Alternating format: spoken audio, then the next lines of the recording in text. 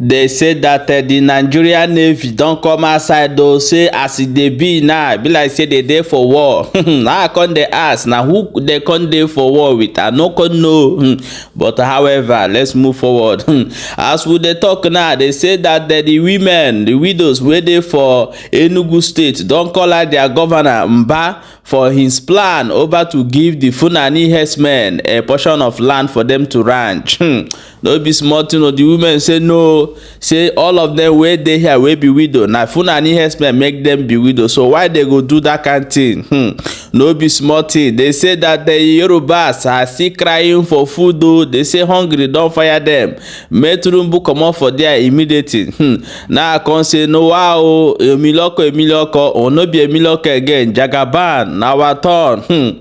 Oh, things they happen. However, we'll go find out how this thing take they happen. Hello, my wonderful people. Welcome back to Balabas G's. If it's not the first time they come across this wonderful channel, you are highly welcome. We see there they bring updates back to back as they hot. My wonderful people, as they read now, they say that the Nigerian army don't come outside though. Nigerian Navy don't come outside. They can't talk one thing like that. We will not understand. They say they dey for war. Now we come they ask now with who? Now they come dey for inside the war with. But however, we will listen and watch this video. So that we will know what thing that they try to explain. I tell when I say this country, things are happening. Maybe say well me and you no even know. But however, I'm gonna watch them. Then we'll come back. Come continue.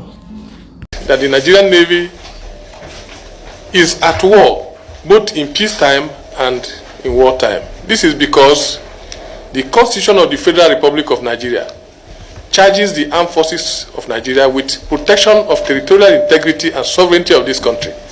Of course, as part of that, the Nigerian Navy plays that military role of protection of our territorial integrity and sovereignty, particularly from the maritime domain. But in addition to that, the Armed Forces Act of 2004, as amended, vests other rules on the Nigerian Navy. These rules were vested on the Nigerian Navy, taking cognizance of the fact that the nation does not have a coast guard, and the Navy doubles both as the military in its military duty and in its coast guard functions. And that's why the Navy has three roles. One is our military role, we have policing roles, and then we have diplomatic roles. Now, part of these policing roles, are basically our coast guard roles, which means ensuring, as specified in the Armed Forces Act, assisting and coordinating the enforcement of all custom laws, immigration laws, and even police duties in the maritime domain, and also ensuring the enforcement of all maritime laws and all laws of which Nigeria is a signatory, both internationally and within the local domain. So these are the areas which makes us to be busy at all times. In addition to that, as part of our military aid to civil power, Nigerian Navy has deployed all over the country, almost like the police and the army, in aid to civil power in terms of internal security operations. That's where hardly you see any state that the Nigerian Navy is not deployed. Of course, most people do not see Nigerian Navy in this light, and this is what I just wanted to state as a general statement before I go into the defense of the budget. And as part of that, to be able to achieve these goals, we have modernized our concept of operation by having what we call the total spectrum maritime strategy. This total spectrum maritime strategy ensures that we deploy in all spectrums of our operation, starting from the EEZ, that's the exclusive economic zone in the maritime environment, to the territorial waters, to the inland waters, where we have over 3,000 creeks and rivers, all that have to be covered by the Navy. Then, even on land, which we call in support of military aid to civil power. This concept of operation demands that we have a robust surveillance capacity in order to minimize effort and achieve the same objective.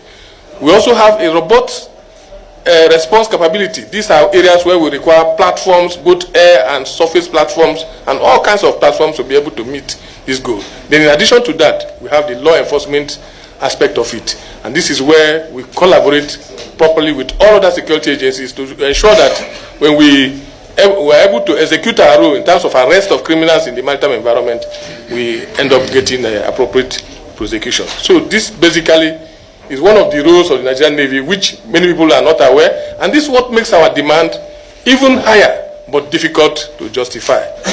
Yeah, my wonderful people, welcome back. As you don't watch that video, no be smart, you know. However, it don't be like say it don't be. You know, say you get what you would tell you people sometimes, but see people not understand.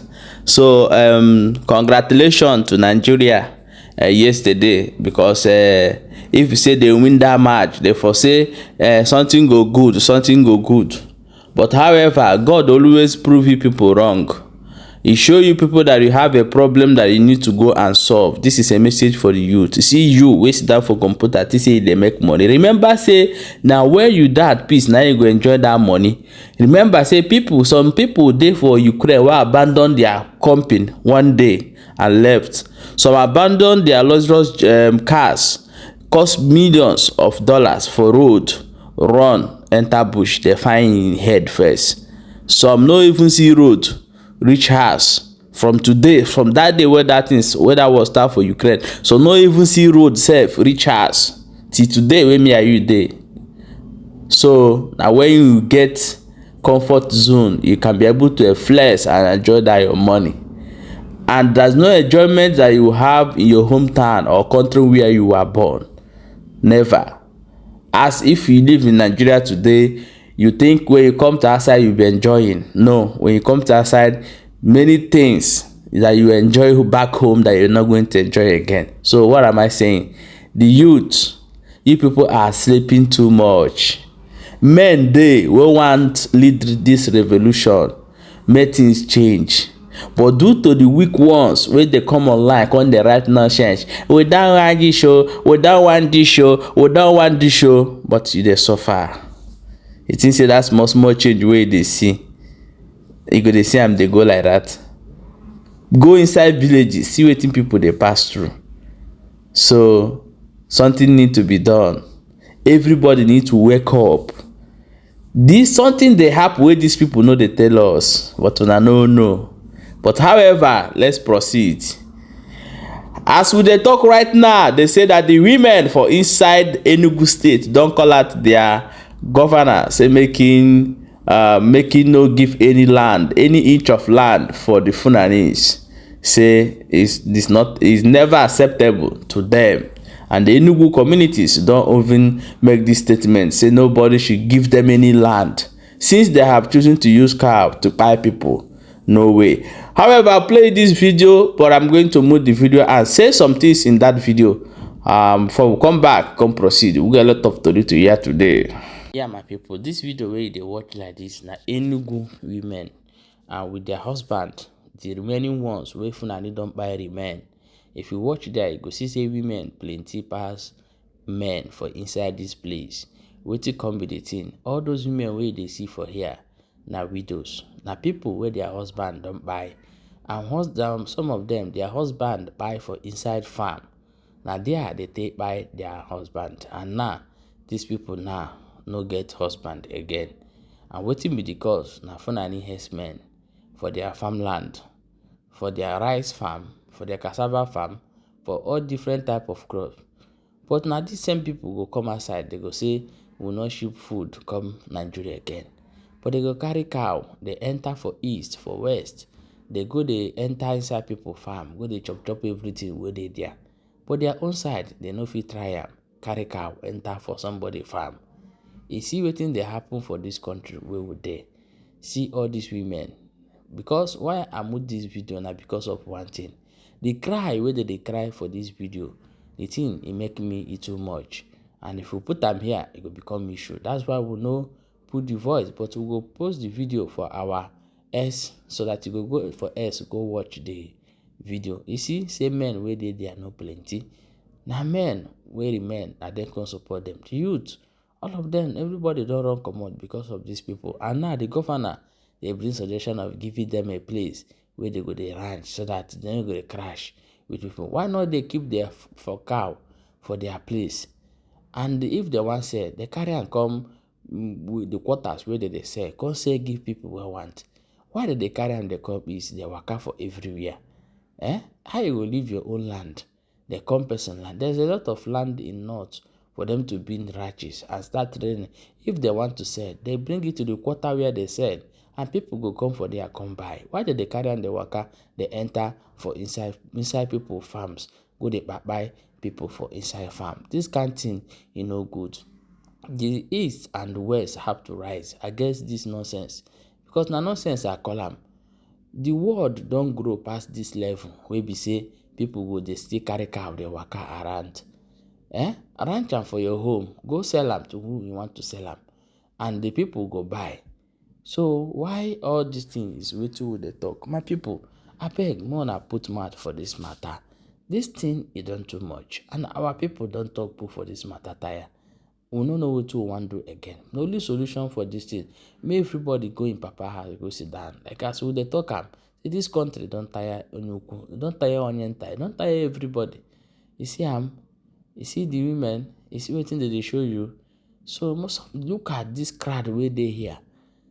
All this crowd where they here are widows for inside white children. Go and check for the whole Enugu. You know how many people where you go see? And so they go enter carry cow, they enter people bush, enter people farm. You see men where they here. Say men no plenty again. Now female na there. I don't need people in this community. Oh my God. They came and told you. Two of his junior brothers. I don't need them. I can fight if I see them. Yes. Let me remain alone. Sorry. Yeah, my wonderful people, welcome back. Time don't reach when we will look these governors and check their true identity very well. Because I understand that most of governors were there for Igbo land today, maybe their mama or their papa from Funani or from Hausa. Because where these people take they do something, we not understand. They know they even work for their own people. Waiting their people want, they know they even work go that side at all. You don't see him. This man had to take by in 2 children and by his own junior brother. I tell you, say men where they are no plenty again. Now women now come plenty pass for this in they happy for Igbo land. But most of them what girls say, feel happen. If they happy, things are going on for inside Igbo land. But however, let's go to the next update and we'll talk about it for inside comment section. Yeah, my wonderful people, no be smart, they say that the way that the Yorubas are complaining for hunger as we talk right now, it's unbelievable. Let's watch this video. No more Emilokan. Emilokan don't tire. Hungry can Nigeria now. Tell Nigeria say no more Emilokan. No more Emilokan. Now hungry remain for Nigeria now. Nigeria is hunger. They are hunger. Nigeria is hunger. Nigeria is hunger. This man, the thing will make this man talk today. He don't read. You say wait. No more Emilokan. Men go die for one place. When they kill us. Hunger they kill Nigeria. Everything high. We want coming down. But you said that time saying that Yoruba man go. Make it help him. You know say na mumu. But you support Jagaba that time. Yorubas, especially the Yorubas, we are not really proud of him again. I'm from Osun State. My name is Babatunde. I'm from Osun State. What Tinubu did to all of us in this country, it's just like they don't have plans for us. The things are going wrongly every day by day. In Osun State, they are dying, crying. There's a lot of. Yeah, my wonderful people, welcome back. As you don't watch that video, they say no more Emiloko. Hi, this they happen. It never even reach 2 years itself. They don't complain. No more Emiloko. Now you people say Igbos go, Igbos this man. Now who they cry for the matter? How many Igbo you see where come outside the rant? My brother, everybody will they go our business, they survive. Whether they even though the country like $1 later be 3,000, Igbo man go still chop. That is way out. You understand? So since one thing say una no pass, una sabi pass, una go suppress Igbos. Nigeria go nowhere. Only solution na to let them go and do things the way you want to do. My people, share this video and make sure say you follow this channel for more updates as it dey hot. We still dey here, they bring you update too. No forget, and do not forget also to follow us on TikTok and in our subscribe to our YouTube channel. Thank you.